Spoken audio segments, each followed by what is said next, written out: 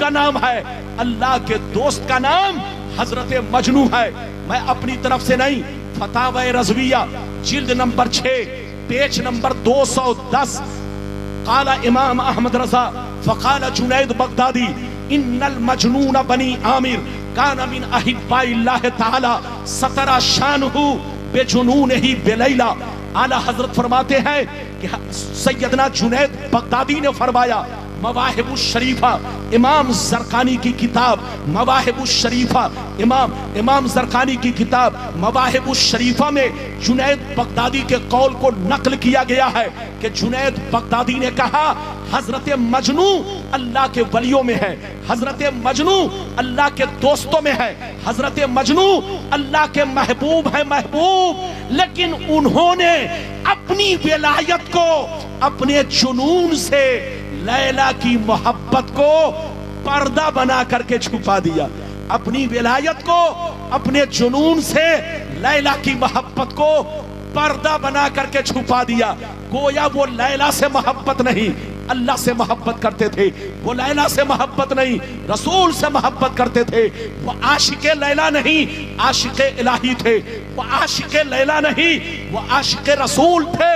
लेकिन लैला की मोहब्बत को उन्होंने पर्दा बना रखा था, क्योंकि जो वली होता है अपनी विलायत को छुपाता है, और जो नबी होता है वो अपनी नबूवत का ऐलान करता है। नबूवत बताना जरूरी है और विलायत छुपाना जरूरी है। अल्लाह जब किसी को मकबूल बनाना चाहता है तो उनकी विलायत को आम कर देता है, जाहिर कर देता है। वरना अक्सर बुजुर्गों की जिंदगी रही, अपनी विलायत को उन्होंने छुपाया। हजरत मजनू वली है, लेकिन उन्होंने अपनी मोहब्बत को, अपनी विलायत को, अपने इश्क इलाही को, लैला की मोहब्बत को पर्दा बनाकर छुपाया, ताकि दुनिया की नजरों से बच सके, दुनिया उनके बदन में न लगे, जमकर अल्लाह की इबादत करते रहे, उनकी खलवत में कहीं से कमी ना आए। ये है हवाला जो मैंने आप तक पहुंचाने की कोशिश की। इजाजत दीजिए तो दो बुजुर्ग का वाकया सुनाऊं, फिर हदीस सुनाऊं। बोलो 15 मिनट बर्दाश्त करोगे? बोलो इजाजत है? बोलो इजाजत है? हाथ उठाओ। माशाल्लाह 20 से एक आदमी खड़े होकर नारा लगाओ। मैं थक गए। आप लोग समझते हैं रब्बानी साहब सांस ना ले। इधर देखिए, टाटा बिरला की फैक्ट्री भी चलती है तो कुछ देर के लिए उसको रोका जाता ताकि मशीन जल न जाए। अरे बोलो, लेकिन मैं इतने देर से चल रहा हूं और वो भी बिना पेट्रोल के। अरे बोलिए, बिना पेट्रोल के किसी की गाड़ी नहीं चलती। लेकिन ये कारी शमीम साहब गवाह हैं कि मैं बगैर पेट्रोल के तकरीर कर रहा हूं। अब आप बताइए, बगैर पेट्रोल के 1.5 घंटा मेरी गाड़ी चली, लेकिन अभी इतनी ताकत है कि सुबह तक चलेगी। लेकिन आपको परेशान नहीं करूंगा, 15 मिनट बस 1-2 हदीस और सुनाऊंगा। पहले एक वाकया सुनिए। 2 बुजुर्ग थे, दोनों में बड़ी गहरी दोस्ती थी। एक बुजुर्ग दरिया इस पार रहते, दूसरे बुजुर्ग दरिया उस पार रहते। गौर से सुनिए, दोनों में बड़ी गहरी दोस्ती। इस पार वाले बुजुर्ग ने एक दफा खीर बनाई। क्या बनाई? जोर से बोलो, खीर। और खीर बनाने के बाद अपने मुरीद को बुलाया, कहा बेटा ये खीर मैंने बनाई है अपने दोस्त के लिए, दरिया उस पार जाओ, मेरे दोस्त को मेरा सलाम कहना और उनसे कहना आपके दोस्त ने आपके लिए खीर बनाकर भेजा है। गौर से सुनिए, जैसे मुरीद सुना तो क्या कहा? सुनिए, मुरीद कहने लगा, हुजूर आपका हुक्म सर आंखों पर, मगर दरिया कैसे पार करूंगा, दरिया कैसे पार करूंगा? बरसात का मौसम है, पानी बरस रहा है, न कश्ती है न मल्ला है, दरिया कैसे पार करूंगा? तो अल्लाह वाले ने कहा, ऐ बेटा सुन लो, जब दरिया के किनारे जाना तो दरिया से इतना कहना, ऐ दरिया मुझे उस आदमी ने भेजा है जो आज तक अपनी बीवी से मुलाकात नहीं किया है। क्या कहा? जब दरिया के किनारे जाना तो दरिया से इतना कहना। ऐ बाबू 15 मिनट और सुनो, कोई जाना नहीं। इधर देखो, बहुत शानदार वाकया, फिर हदीस सुनाऊंगा बस 2 मिनट में, जल्दी सुनिए। इधर देखिए, उस बुजुर्ग ने कहा कि दरिया के किनारे जाना तो दरिया से यह कहना है, दरिया मुझे उस आदमी ने भेजा है जो आज तक अपनी बीवी से मुलाकात नहीं किया। यह आदमी जैसे सुना तो बड़ा परेशान, कहा या अल्लाह, हजरत साहिब औलाद हैं, कई बच्चे हैं और ये फरमा रहे कि आज तक बीवी से मुलाकात नहीं किया। बड़ा हैरान, बड़ा परेशान। लेकिन बुकरात नहीं था, मुअद्दब था। इधर देखिए, आज का मुरीद होता तो बुकराती कर जाता, लेकिन पहले का मुरीद था बड़ा शरीफ, बड़ा नेह। वो मुअद्दब अंदाज में कुछ नहीं पूछा, हजरत के हुक्म को माना और दरिया के किनारे गया। कहा दरिया, मुझे उस आदमी ने भेजा है जो आज तक अपनी बीवी से मुलाकात नहीं किया है, उनका हुक्म है कि रास्ता दे दे। जैसे इतना कहा, दरिया का पानी बीच से छटा, दीवार की तरह खड़ा हुआ, बीच में रास्ता बना, ये इस पार आ गया। जैसे इस पार आया, गौर से सुनिए, देखा एक बुजुर्ग कंबल ओढ़ कर बैठे हुए हैं। ये करीब पहुंचेगा, अस्सलाम वालेकुम। उन्होंने कहा वालेकुम सलाम, तुम कौन हो, कहां से आए हो, क्या बात है? कहा सरकार मुझे मत डांटिए, मैं खुद से नहीं आया हूं, आपके दोस्त ने आपके लिए सलाम भेजा है और खीर बनाकर भेजा है। कहा अच्छा, मेरे दोस्त ने तुमको भेजा है, सलाम कहा है और खीर बनाकर भेजा है। अच्छा लाओ देखता हूं मेरे दोस्त की खीर कैसी है। आपने हाथ धोया, बिस्मिल्लाह किया और खीर खाने लगे।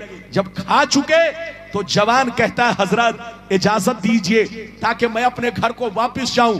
तो हजरत ने मुस्कुरा कर कहा जाओ, इजाजत है। जैसे इजाजत का नाम सुना तो रोने लगा। कहा सरकार मैं तो फंस गया, अब जाऊं कैसे?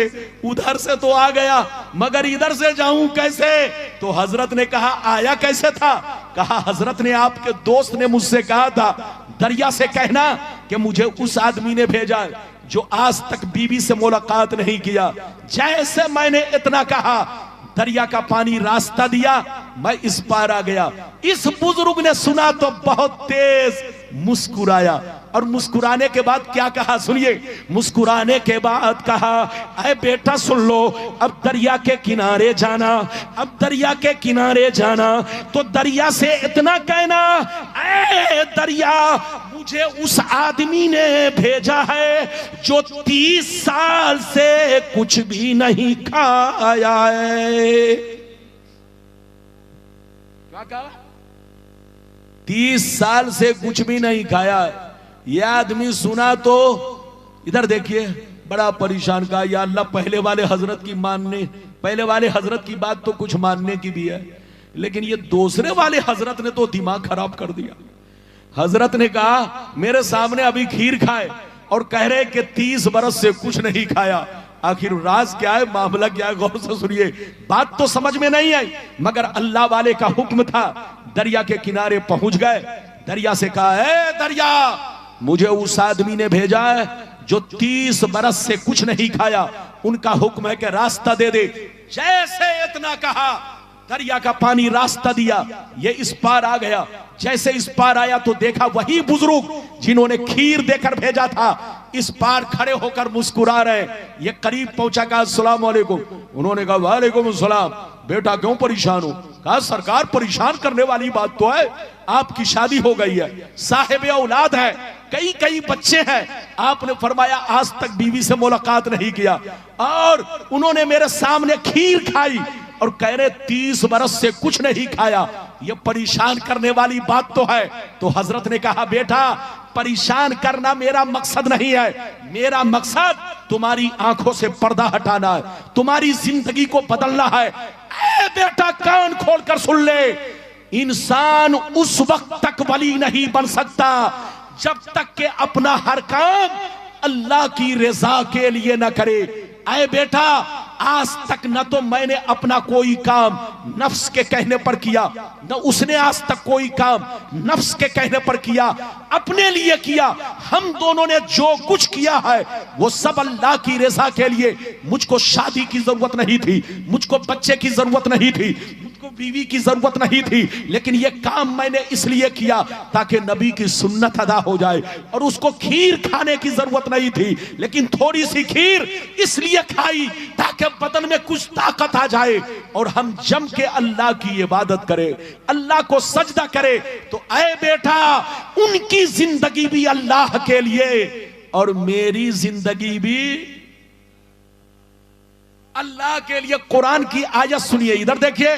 कुरान कहता है कुल इन्ना सलाती व नुसुकी व महयाया व ममाती लिल्लाहि रब्बिल आलमीन। कुरान कहता है ऐ रसूल, आप अपने कलमा पढ़ने वालों से कह दीजिए, ऐ मेरे कलमा पढ़ने वालों, मेरी नमाज अल्लाह के लिए, मेरी कुर्बानी अल्लाह के लिए, मेरा जीना मरना सब अल्लाह के लिए। तुम लोग भी नमाज पढ़ो, रोजे रखो, कुर्बानी करो तो दिखावे के लिए नहीं। नमाज पढ़ो तो अल्लाह की मोहब्बत में, रोजा रखो तो अल्लाह की मोहब्बत में, हज करो तो अल्लाह की मोहब्बत में, ज़कात दो तो अल्लाह की मोहब्बत में। कोई भी काम करो अल्लाह की मोहब्बत में करो। अल्लाह से ये कहो सब तेरे लिए, सब तेरे लिए। जब कोई बंदा कहता है सब तेरे लिए, तो रब कहता है तू है मेरे लिए। और अल्लाह ताला जिससे कह दे तू मेरे लिए है, वही अल्लाह का वली है, वही अल्लाह का महबूब है, वही अल्लाह का दोस्त है।